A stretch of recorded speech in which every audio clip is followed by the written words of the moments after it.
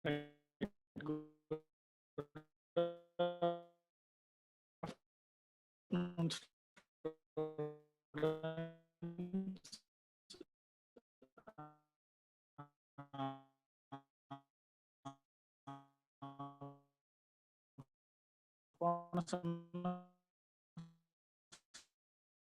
செமஸ்டர்ல quantum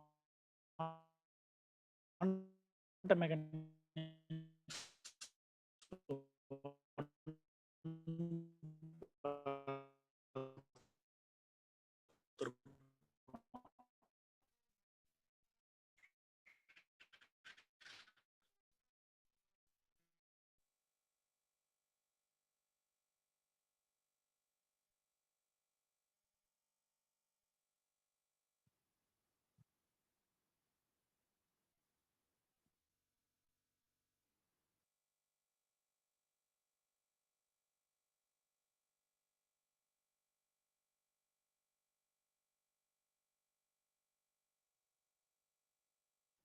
sorry, கொஞ்சம் network ட்ரபிளா இருக்கு. அதான் கை கட்டாயி வருது. இப்போ நான் பேசுறது கேக்குதா?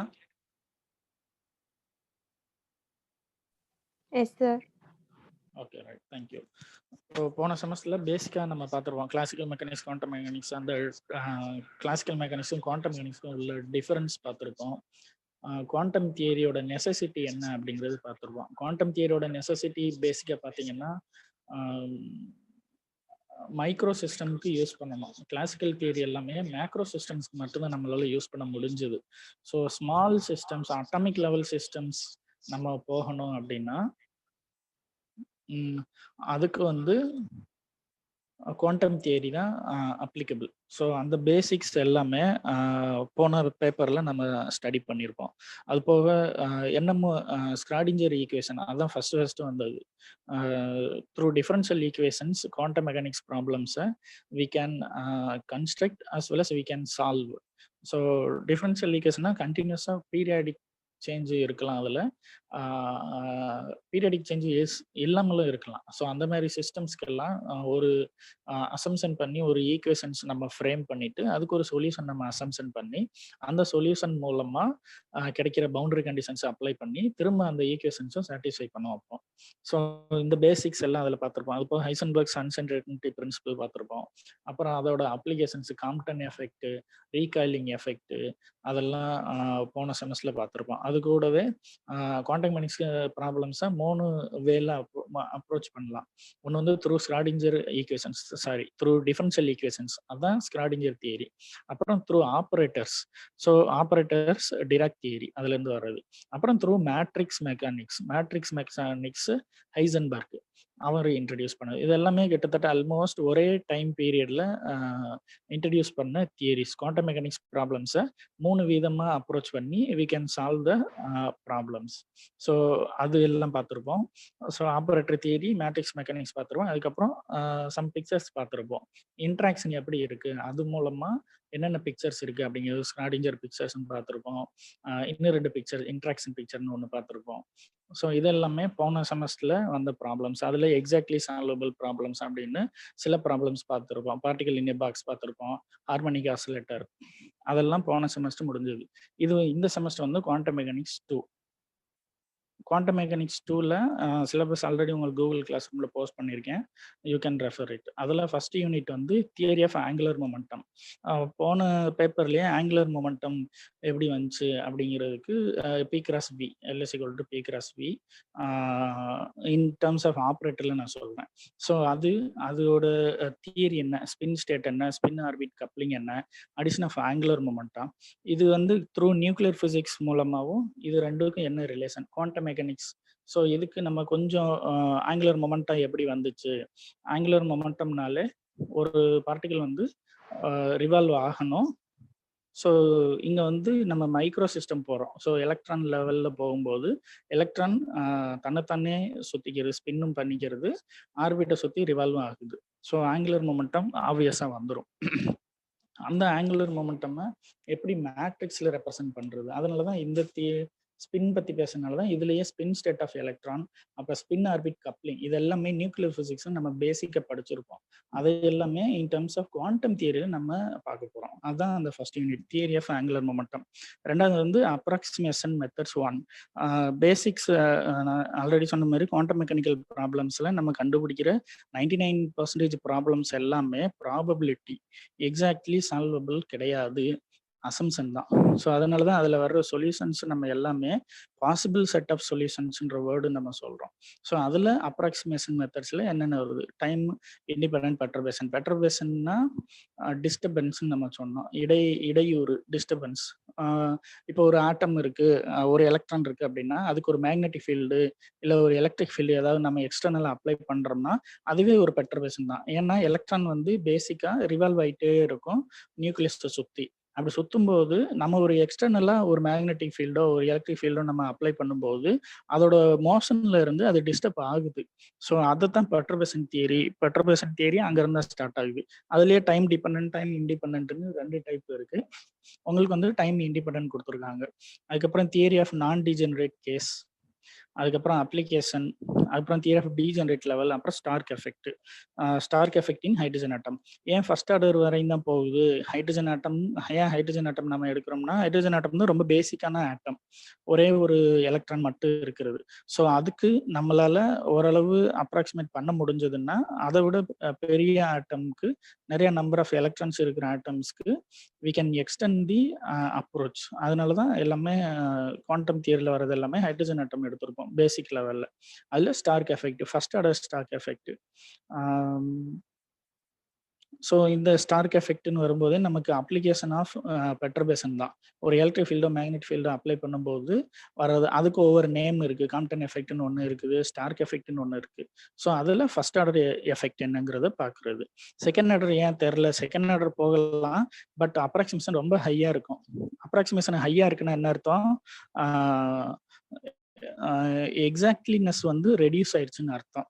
ஸோ அதனால ஃபர்ஸ்ட் ஆர்டர் வரையும் தான் நம்மளால அப்ராக்சிமேட் பண்ணுறது ஓரளவு எக்ஸ்பெரிமெண்ட்டுக்கும் தியரிக்கும் மேட்ச் ஆகி வர்றது. அதனால தான் ஃபர்ஸ்ட் ஆர்டரோட நிப்பாட்டியிருக்கு.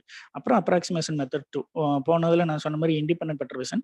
அப்ராக்சிமேஷன் மெத்தட்ஸ் 2ல வந்து dependent perturbation theory, time dependent. அதில் இன்ட்ரடக்ஷன் உண்டு, transition probability, constant perturbation. Constant பெர்டர்பேஷன்னா பெர்டர்பேஷன் கான்ஸ்டன்ட்டாக இருக்கும். அப்ளை பண்ணுற மேக்னெட்டிக் ஃபீல்டோ இல்லை எலக்ட்ரிக் ஃபீல்டோ இல்லை ஏதாவது ஒரு டிஸ்டர்பன்ஸோ கான்ஸ்டன்ட்டாக இருக்கும். ரைட். அது அது அது அது டைம் டிபெண்டன்ட் வந்தா தான் அடுத்து ஹார்மோனிக் பெர்டர்பேஷன் இருக்கு. ஹார்மோனிக் பெர்டர்பேஷன், அதுக்கப்புறம் அடியபேட்டிக் பெர்டர்பேஷன், அப்புறம் sudden approximation, semi classical theory of radiation, calculation of Einstein coefficients. இது எல்லாமே அப்ராக்சிமேஷன் மெத்தட்ஸ் 2ல வர்றது. அடுத்து வந்து ஸ்கேட்டரிங் தியரி. இது வந்து குவாண்டம் மெக்கானிக்ஸ்ல ரொம்ப முக்கியமான கான்செப்ட். இந்த ஸ்கேட்டரிங் கான்செப்ட் வந்து இந்த ஸ்கேட்டரிங் கான்செப்ட் வந்து தான் கிட்டத்தட்ட நான் உங்களுக்கு ஏற்கனவே சொல்லியிருக்கேன். குவாண்டம் தியரி வந்து 19th செஞ்சுரியில தான் ஸ்டார்ட் ஆகுது.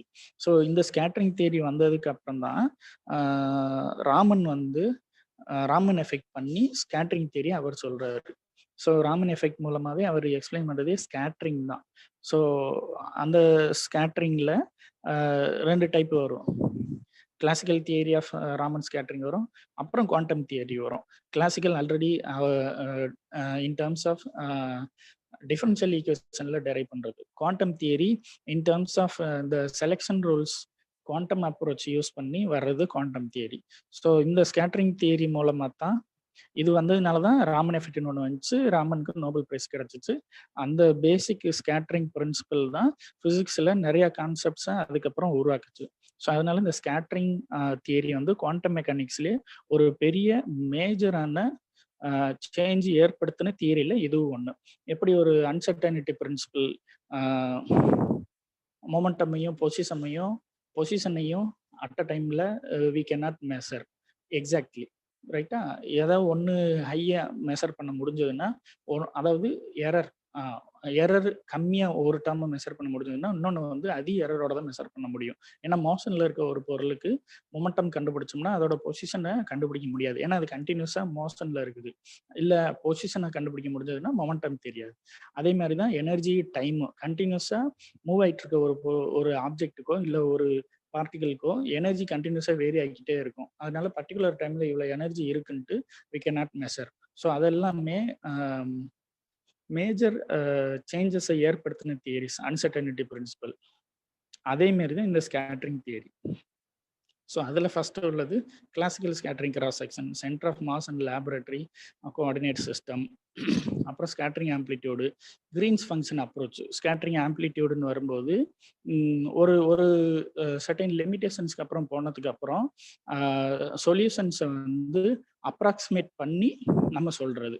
அதுக்கு கிரீன் அப்படிங்கிறவர் வந்து ஒரு தியரி மூலமா ஒரு டெரிவேஷன் கொண்டு வந்தாரு. அதான் கிரீன்ஸ் ஃபங்க்ஷன் அப்ரோச். அதே மாதிரி தான் பார்ன் அப்ராக்சிமேஷனும், அதுவும் ஃபர்ஸ்ட் ஆர்டர் அப்ராக்சிமேஷன். ஒரு லெவல் வரைக்கும் நம்மளால வி கேன் அப்ராக்சிமேட். அப்புறம் பார்சல் வேவ் அனலைசிஸ், அப்புறம் scattering from A square wave system. இந்த ஸ்கேட்டரிங் தியரியில் பார்த்தீங்கன்னாலே ஒரு டார்கெட் இருக்கும், ஒரு இம்பிஞ்சன்ட் மாலிகுல், ஒரு இன்சிடென்ட் மாலிகுல், இன்கமிங் மாலிகுல் ஒன்று வந்து அதில் இன்சிடென்ட் ஆகும், இன்சிடென்ட் ஆகி ஸ்கேட்டர் ஆகும். ஸ்கேட்டர் ஆகி போகும்போது கண்டினியூஸாக பார்ட்டிகல் வந்துகிட்டே இருக்கும்போது ஸ்கேட்டர் ஆகி நிறைய பார்ட்டிகல்ஸ் போயிட்டு இருக்கும். அப்படி ஸ்கேட்டர் ஆகி போகிறத ஒரு லிமிட்டுக்குள்ளே வச்சு பண்ணுறது தான் இந்த அப்ராக்சிமேஷன் மெத்தட்ஸ் எல்லாம். Green's function approach, Born approximation, அது எல்லாமே. ஸோ அதில் அப்ளிகேஷன் அதுக்கு அடுத்து வரதான் இந்த பார்சல் வேவ் அனலைசிஸ். அப்புறம் இந்த தியரி அப்ளை பண்ணி ஸ்கொயர் வேவ் சிஸ்டம்க்கு ஸ்கேட்டரிங் எப்படி இருக்குன்னு பார்க்கறது அந்த தியரி, அந்த யூனிட்ல வருது. அதுக்கப்புறம் ரிலேட்டிவிஸ்டிக் குவாண்டம் தியரி, இதுவும் ரொம்ப முக்கியமான தியரி. ரிலேட்டிவிட்டி தியரி வந்து குவாண்டம் தியரி பார்ன் ஆனதுக்கு அப்புறம் தான் இந்த ரிலேட்டிவிட்டி தியரியே வந்துச்சு. அது உங்களுக்கு தெரியும். ஸோ ரிலேட்டிவிட்டியில் ஐன்ஸ்டீன் வந்து ரிலேட்டிவிட்டி தியரி சொல்றாரு. அது நம்ம எல்லாருக்குமே தெரியும். லைட்டோட வெலாசிட்டி கான்ஸ்டன்ட் அப்படின்னு சொல்றது அதுதான். அதுக்கு முன்னாடி ஃபிசிக்ஸில் அதுக்கு அவருக்கு நோபல் பிரைஸ் கிடைச்சது. அவர் வந்து தியரிட்டிஷியன். ஸோ தியரி மூலமாக எக்ஸ்பெரிமெண்ட்ஸ் எல்லாத்தையுமே இல்லை ஆல்ரெடி எக்ஸிஸ்ட் ஆகிருக்க தியரி எல்லாமே லிங்க் பண்ணி he will always define only theories Einstein வந்து. ஸோ தியரி மூலமாக அவருக்கு அதுக்கப்புறம் நோபல் பிரைஸ் கிடைச்சது. ஐன்ஸ்டீன்ஸ் ஃபோட்டோ எலக்ட்ரிக் எஃபெக்ட்டுக்கு தான் நோபல் பிரைஸ் கிடைச்சது. ஃபோட்டோ எலக்ட்ரிக் எஃபெக்ட்டு அதுக்கப்புறம் ப்ராக்டிக்கலாக எக்ஸ்பெரிமெண்ட்லாம் பண்ணது. Millikan's oil experiment, J Thomson effect, அதெல்லாம் அதுக்கு அடுத்து வர்றது. ஸோ இந்த குவாண்டம் தியரியிலே இந்த ரிலேட்டிவிட்டியும் முக்கியமானது. இந்த ரிலேட்டிவிட்டி தியரி ஐன்ஸ்டீனுக்கு அவர் எப்படி டிவைஸ் பண்ணாரு? குவாண்டம் தியரி வந்ததுனால தான் அவர் he would think of relativistic theory. Relativistic தியரியில் அவர் முக்கியமான சொன்ன பாயிண்ட் தான் லைட்டோட வெலாசிட்டி த்ரூஅவுட் தி எர்த் வந்து கான்ஸ்டன்ட்டாக இருக்கும் அப்படின்ட்டு. அதே மாதிரி இந்த எர்த்தில் வந்து எந்த மீடியமுமே இல்லை, ஜஸ்ட் ஒரு ஏர் மீடியம் தான் ஒன்று இருக்குது அப்படின்ட்டு இருந்தது. அப்போ அதுக்கு முன்னாடி சொன்னவங்க என்ன சொன்னாங்க? ஈத்தர் அப்படின்ற ஒரு மீடியமால இந்த எர்த்துக்குள்ளே ஃபில் ஆகிருக்குது. லைட்டோட வெலாசிட்டி ஏர் எந்தெந்த டைரக்ஷனில், அதாவது ஈத்தர் எந்த டைரக்ஷனில் அதிகமாக ஃப்ளோ ஆகுதோ அங்கே லைட்டோட வெலாசிட்டி அதிகமாக இருக்கும், ஆப்போசிட் டைரக்ஷனில் கம்மியாக இருக்கும். எப்படி ஒரு ஆற்றுல ஒரு போட்டு போகுது அப்படின்னா காற்று அதிகமாக அடிக்கிற திசையில தான் அந்த போட்டோ இல்லை படகோ மூவ் ஆகி அதிக வெலாசிட்டியோட போகும். அதுக்கு ஆப்போசிட் டைரக்ஷன்ல கம்மியாக இருக்கும். அதே மாதிரி தான் அதுக்கு முன்னாடி இருந்தது. அதுக்கு முன்னாடி அதை எக்ஸ்பெரிமெண்ட்ல ப்ரூவ் பண்ணுறது தான் மைக்கேல்சன் மார்லி அப்படின்ட்டு 2 பேரும் ட்ரை பண்ணாங்க. Michelson and Marley experiment. அந்த அந்த ஹிஸ்ட்ரி கொஞ்சம் நல்லா இருக்கும். மைக்கேல்சன் வந்து ஃபர்ஸ்ட் அவர் தான் அந்த